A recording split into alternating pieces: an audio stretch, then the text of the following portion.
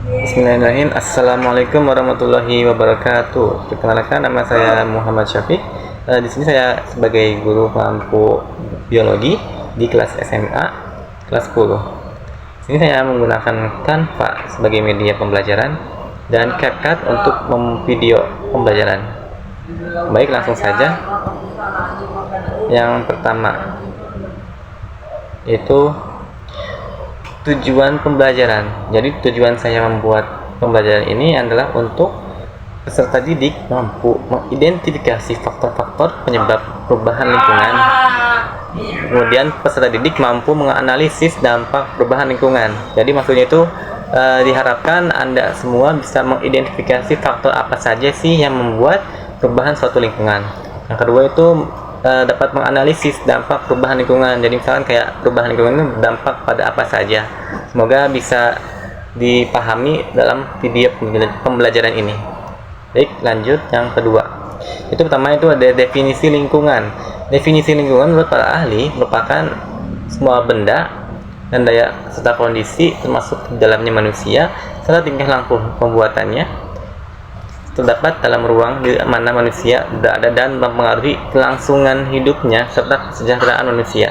Jadi maksudnya itu manusia ini dapat berpengaruh dan merupakan suatu faktor yang dapat mempengaruhi pelestarian lingkungan ataupun rusak lingkungan. Jadi lingkungan tersebut itu bisa dimaksudkan seperti sebuah ruang di mana terdapat makhluk hidup, di mana diantaranya manusia, hewan dan tumbuhan, dan benda yang tak hidup seperti lingkungan air, tanah, dan udara. Oke, lanjut. Perubahan lingkungan ini saya akan membawakan 3 tema, yaitu keseimbangan lingkungan, pencemaran lingkungan, dan pengelolaan limbah. Jadi di sini saya akan jelaskan tentang keseimbangan lingkungan, pencemaran lingkungan, dan pengelolaan limbah. Oke, lanjut ke slide yang berikutnya. Yang pertama adalah keseimbangan lingkungan, yang merupakan lingkungan yang dapat kemampuan lingkungan untuk mengatasi ketengkaran dari alam ataupun aktivitas manusia dalam menjaga kestabilan hidupnya. Jadi kan lingkungan akan berusaha untuk menstabilkan dirinya agar bisa memberikan daya dukung dan merupakan suatu daya lenting dari lingkungan. Jadi itu daya lenting lingkungan, yaitu sebagai kemampuan suatu lingkungan untuk kembali ke keadaan seimbang setelah mengalami perubahan atau gangguan. Nah, seperti tadi misalkan kayak tanah ataupun air yang tadinya tercemar akan perlahan-lahan menjadi pulih karena disebabkan oleh daya lenting lingkungan. Ataupun seperti air yang ada di botol minum yang ditetesi oleh tinta, tintanya akan menghilang sedikit demi sedikit sehingga air dapat terlihat jernih kembali. Oke, lanjut seperti daya dukung lingkungan, yaitu merupakan kemampuan lingkungan dalam mendukung kehidupan berbagai makhluk. Jadi misalkan kayak lingkungan itu menyediakan fasilitas ataupun kehidupan yang di mana di dalamnya terdapat tumbuhan maupun hewan sehingga bisa bertahan hidup. Kemudian kan hewan akan memakan tumbuhan dan tumbuhan bisa meminum ataupun menyedap air yang berada di lingkungan tersebut. Oke, lanjut ke slide yang berikutnya. Penyebab lingkungan. Penyebab perubahan itu dapat terjadi karena faktor alam ataupun faktor manusia. Karena faktor alam seperti yang alami dalam yang hidup, misalkan seperti itu. Kemudian faktor manusia. Jadi apa saja sih faktor alam? Yang pertama itu gunung meletus karena adanya pergeseran lempeng yang menyebabkan gempa dalam ataupun meluapnya gunung meletus yang sehingga menyebabkan perubahan lingkungan tersebut. Kemudian tsunami, nah kan kayak tadi pergerakan lempeng dalam tanah, dalam air yang menyebabkan gempa sehingga air yang tadinya tenang menjadi ribut, kemudian air yang itu bisa naik ke permukaan seperti itu. Yang ketiganya itu tanah longsor yang menyebabkan akibat karena tidak adanya tanaman ataupun tidak kuatnya tanah untuk menampung air yang mengerosi ataupun tidak kuat dalam menahan sehingga tanah dapat jatuh ke bawah seperti itu. Jadi yang keempat itu banjir, yaitu yang karena disebabkan oleh manusia maupun oleh alami, yang disebabkan karena misalkan seperti sampah yang dibuang di air, misalkan seperti lingkungan sungai misalkan, itu bisa menyebabkan banjir karena tersumbatnya air sehingga air tidak dapat menyebar ke daerah yang lebih rendah seperti itu. Dan yang kelima itu kebakaran hutan karena adanya kekeringan dalam hutan yang bisa menyebabkan karena adanya faktor alam seperti elang itu kan ada yang elang menggunakan api sebagai media memburu yang merupakan nanti akan terbakarnya hutan sehingga mangsa bisa tersudut dan dimakan akhirnya, sehingga itu merupakan faktor alam. Dan faktor manusia itu seperti kayak tadi, lingkungan yang kering, misalnya ada putung rokok yang menyala dan bisa menyambar tanaman kering dan menyebabkan kebakaran hutan. Yang selanjutnya itu faktor manusia, yaitu penebangan hutan, karena bisa menebang hutan dan menyebabkan tanah tidak mampu menampung air, ataupun karena tanah yang harusnya bisa menampung air oleh tumbuhan, nah ini tidak dapat karena tidak ada tumbuhan dan menyebabkan air tidak dapat masuk yang menyebabkan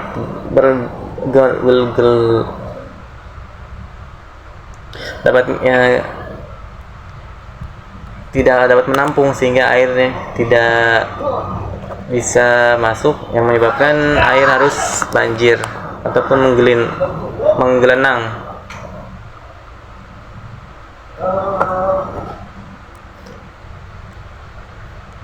Itu selanjutnya itu pembangunan perumahan, seperti kayak tadi kan, rumah yang karena banyaknya penduduk harus dibuka lahan untuk membuat perumahan, menyebabkan ekosistem di hutan tersebut terancam seperti itu. Dan yang keempat itu penerapan intensifikasi pertanian. Jadi maksudnya itu kan kayak tadi, karena banyaknya manusia jadi membutuhkan makanan yang banyak pula, sehingga digunakan berbagai macam cara atau penerapan yang untuk menghasilkan tanaman ataupun pangan yang cukup untuk manusia, yang menyebabkan degradasi tanah seperti itu.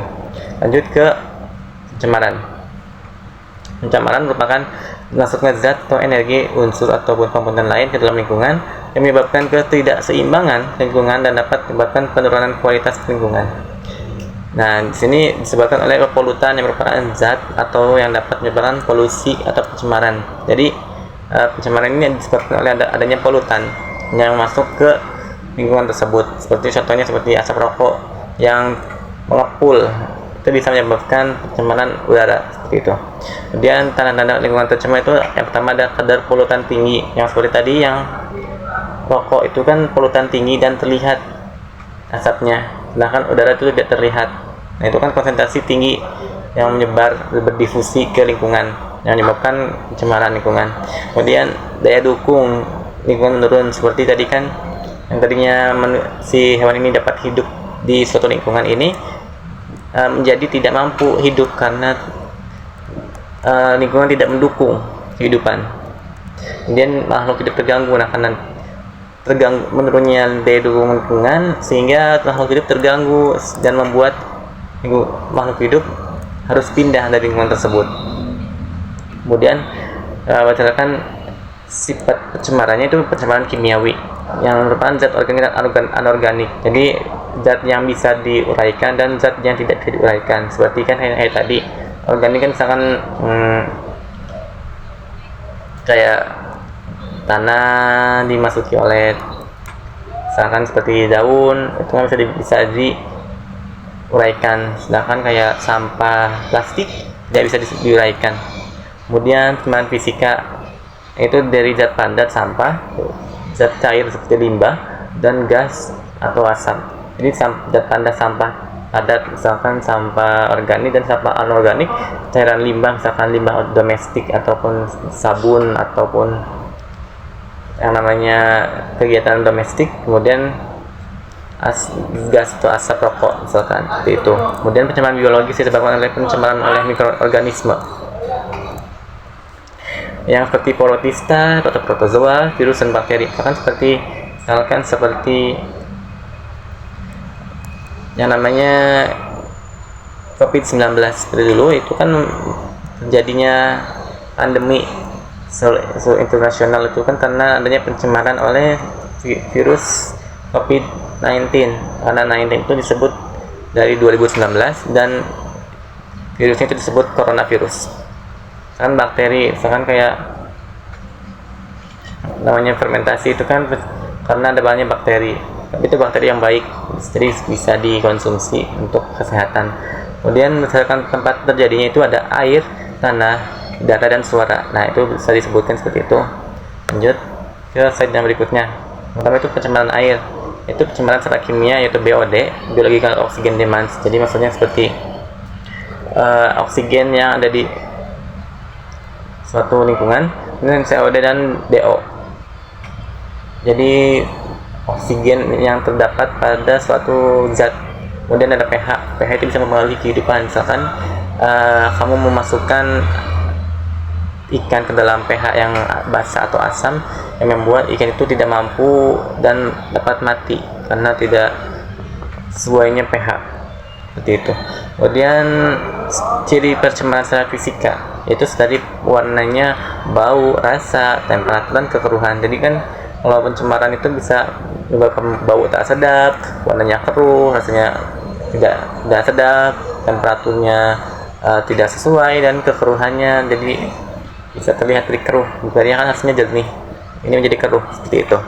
Kemudian ciri pencemaran biologi itu ada tidaknya mikroorganisme seperti E. coli dan virus. Misalkan dalam air comberan itu memiliki warna yang tidak sedap, warna yang bau dan rasanya tidak enak. Itu kan karena dan dapat menyebabkan sehatnya menurun ataupun sakit, seperti itu kan terlihat gitu. Kemudian penyebab pencemaran air itu antara limbah industri seperti tadi, limbah yang diolah tidak sempurna dan dibuang ke lingkungan, itu merupakan limbah yang dapat merusak ataupun menyebabkan pencemaran.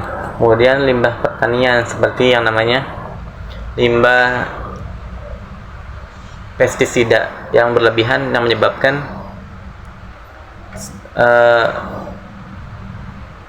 limbah tersebut dapat mencemari tanah ataupun tumbuhan. Kemudian menangkap ikan dengan racun. Nah, ini kan racun bisa menyebar ke lingkungan dan menyebabkan ikan yang lain pun dapat mati juga. Kemudian limbah rumah sakit, misalkan kayak pembuangan jarum suntik yang tidak sesuai SOP, misalkan bisa menyebabkan terjadinya penyebaran virus, misalkan seperti HIV, itu bisa menyebar oleh jarum suntik.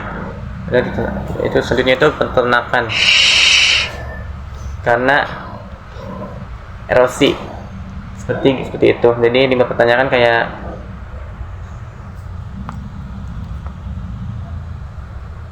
misalkan seperti tai kambing, tai kucing, seperti itu, dan bisa menyebabkan limbah oleh karena peternakan, seperti itu. Selanjutnya itu ada pencemaran udara. Nah, ini kan terdapat nih ada hidrogen dan sulfur yang merupakan berbau busuk, mudah terbakar, yang berasal dari minyak mentah, gas alam, atau air panas yang berdampak dapat menyebabkan gangguan respirasi sel dan kematian. Ada CO yang berasal dari pembakaran sempurna yang tidak memiliki warna, tidak memiliki bau, dan tidak berasa, yang berasal dari asap kendaraan, alat pemanas, asap rokok, yang berdampak dalam menyebabkan hipoksia dan keracunan sehingga kematian. Yang ketiga itu CO2 yang cirinya tidak berwarna, tak berbau, yang berasal dari asap pabrik, asap kendaraan, asap rokok, yang dampaknya efek rumah kaca atau gelombang warming. Kemudian ada SO2 atau sulfur dioksida, cirinya bau, berasal dari gunung, industri, dan dampaknya dapat menyebabkan zat asam karena hasil pembakaran tak sempurna yang bereaksi dengan uap air membentuk senyawa asam. Yang kedua CFC yang cirinya tak berbau, asalnya dari kulkas ataupun kebocoran AC ataupun AC mobil, yang berdampak menyebabkan penipisan lapisan ozon karena mampu mengikis O3 yang merupakan penyusun dari ozon. Kemudian pencemaran tanah, yaitu keadaan polutan yang masuk ke lingkungan tanah sehingga menurunkan kualitas tanah tersebut. Dampak pencemaran tanah itu menurunkan kesuburan tanah, membunuh mikroorganisme pengurai sehingga mengganggu penguraian senyawa organik. Nah, jadi seperti itu. Jadi kan kayak jadi berkurang gitu untuk menurunkan penguraian ataupun percepatan penguraian suatu tempat ataupun tanah tersebut.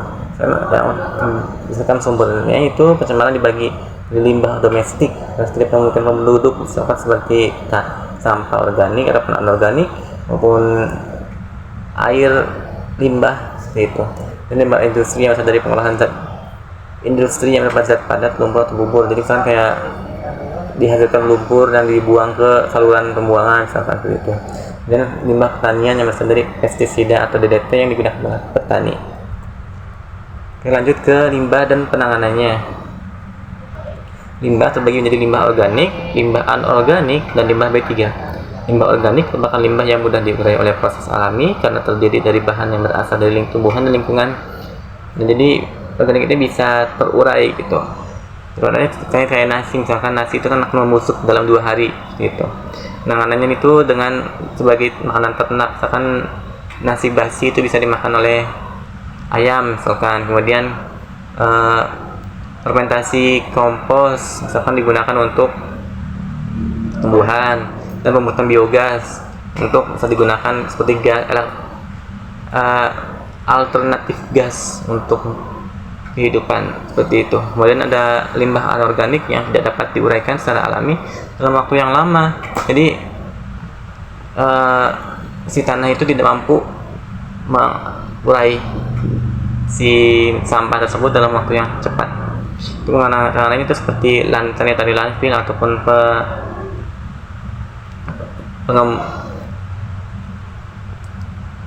jadi ditumpuk dalam tanah gitu. Kemudian ada pembakaran yang terawasi atau terjamin tidak merusak lingkungan, seperti misalkan kayak pembakaran sampah yang harusnya tidak di luar ruangan dan harus disaring terlebih dahulu agar tidak mencemari udara. Kemudian penghancuran seperti tadi, itu B3, itu bahan berbahaya dan beracun karena merupakan suatu usaha kegiatan yang mengandung bahan berbahaya atau beracun yang dapat mencemari atau mengakibatkan kerusakan lingkungan hidup maupun membahayakan lingkungan hidup, kesehatan, dan kelangsungan makhluk hidup. Jadi kan karena beracun dan berbahaya itu bisa membahayakan suatu makhluk hidup, seperti misalkan kayak tadi, kayak misalkan di gambar itu kan ada yang uranium misalkan, itu kan bisa menyebabkan namanya kanker. Kemudian penanganannya adalah dengan mengurangi limbah B3 dengan substitusi bahan, jadi menggunakan bahan yang lebih ramah lingkungan, modifikasi proses yang tidak merusak, yang tidak bisa misalkan seperti merusak tatanan dari makhluk hidup misalkan, seperti kayak pembakaran atau apa gitu, itu bisa dihindari dan penggunaan teknologi yang ramah lingkungan. Jadi kalau yang ada yang ramah lingkungan, kenapa harus yang merusak seperti itu? Lanjut. Lalu apa yang terjadi jika lingkungan tempat kita tinggal tidak dijaga dengan baik? Nah, apa yang terjadi ya? Ini bisa dilihat dari slide berikutnya, yaitu hal-hal yang bisa terjadi jika tidak menjaga lingkungan adalah bencana alam.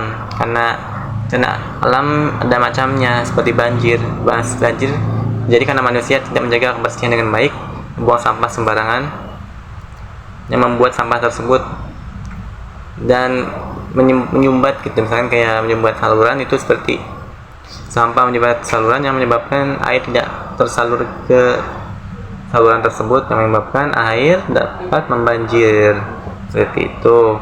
Kemudian ada terkena penyakit jika lingkungan kota kotor akan menyebabkan beberapa penyakit, misalkan DBD karena banyak sampah yang dapat menampung air menggenang, seperti misalkan kayak selain itu kayak keracunan ataupun E. coli gitu, itu kan karena kotor seperti itu, ataupun yang penyakit lainnya yang membuat penyakit ataupun sakit akibat lingkungan yang kotor seperti itu. Lanjut, kesimpulan yaitu menjaga lingkungan hidup dengan baik akan berdampak pada keberlangsungan hidup dan kesehatan, khususnya kesehatan manusia. Jadi dengan menjaga lingkungan, kita diharapkan bisa berdampak untuk kehidupan kita yang bersih maupun selama ini tidak tercemar dan bisa bertahan hidup dengan baik seperti itu. Oke, di sini bisa dilihat ada daftar pustaka, yaitu Wahyudi dari rangkuman materi dan latihan soal biologi kelas 10. Kemudian ada modul pembelajaran SMA biologi kelas 10. Ya, sekian dari saya, semoga materi ini dapat tersampaikan dengan baik. Wabillahi taufiq wal hidayah. Wassalamualaikum warahmatullahi wabarakatuh.